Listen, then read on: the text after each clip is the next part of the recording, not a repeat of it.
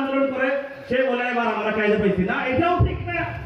বরং সবাই তো আমরা মুসলমান, সব মুসলমানদেরকে যারা দিন কায়েম করতে চায়, দিনকে ধারণ করতে চায়, লালন করতে চায়, সবাইকে ঐক্যবদ্ধভাবে এই দিনের উপর উঠে আসতে হবে, সবাইকে আসতে হবে। এই কথা আমাদের চরমনাই মীর সাহেব বলেছেন। বাক্স এবার একটাই হবে। কয়টা হবে? ইসলামী দলগুলোর বাক্স কয়টা হবে? তার একটা লক্ষণ আজকে এই মাহফিলে ফুটে উঠেছে। এখানে জামাত ইসলামের 1 নং ইউনিয়নের সভাপতি সাহেব উপস্থিত আছেন, এখানে তেলাওয়াত মজলিসের সভাপতি সাহেব আছেন। এগুলো কি আপনারা লক্ষণটা ভালো বুঝতেন না? ভালো না খারাপ? কি ভালো? ভালো।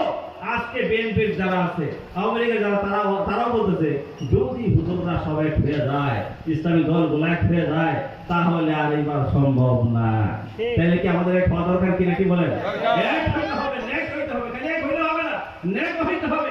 আর এক হওয়ার পরে আমাদের মধ্যে কিন্তু একটা অহংকার আসতে পারে। এটাও বলে দেই, যদি অহংকার আসে, আমরা তো এখন বড় হয়ে গেছি গা, এবার আমরা ক্ষমতায় আসতেছি, আমরা যদি ভাব নিয়ে হাঁটি, ভাব নিয়ে কথা বলি, তাহলে মনে রাখতে হবে মক্কা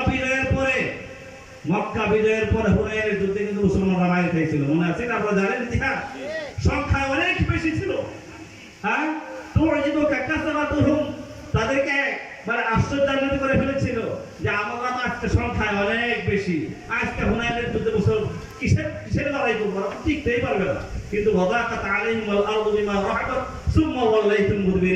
মুসলমানরা সেদিন এমন চাপের মধ্যে পড়ছিল, পিছু হটা শুরু হয়েছিল। যদি আল্লাহ সাহায্য না করতেন, স্বয়ং ফেরেশতাদেরকে সাহায্য না করতেন, হুনাইনের যুদ্ধে মুসলমানরা পরাজিত হইত।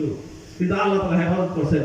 আমরা যেন অহংকারে গর্বিত হয়ে না যায়। যারা আজকে পরাজিত শক্তি, তাদেরকে বুকে টেনে নিয়ে আসে, ভাই তোমরা ভুল করছো, আর ভুল করো না, আমরা সবাই মুসলমান ভাই ভাই, ইন্নামাল মুমিনুনা ইখওয়া ফাসলিহু বাইনা আখওয়াইকুম, আসো আমরা সবাই সংশোধন হয়ে যাই। তোমরা যারা আওয়ামী লীগ করে এতদিন মানুষকে নির্যাতন করছো, আর করো না, আমরাও করবো না। আসো সবাই মিলে মিলে আমরা এই দেশটাকে, এই ৫৪,০০০ বর্গ মাইলের এই দেশটাকে, এবং ৫৪,০০০ বর্গ মাইলের মতো উদ্দেশ্য না, সারা দুনিয়াতে ৫৭টা মুসলিম রাষ্ট্র কিভাবে আল্লাহ একত্রিত হয়ে দিনকে সেই খেলাফতের রাশেদার সহ কি বলে। আসসালামু আলাইকুম ওয়া রাহমাতুল্লাহি ওয়া বারাকাতুহু।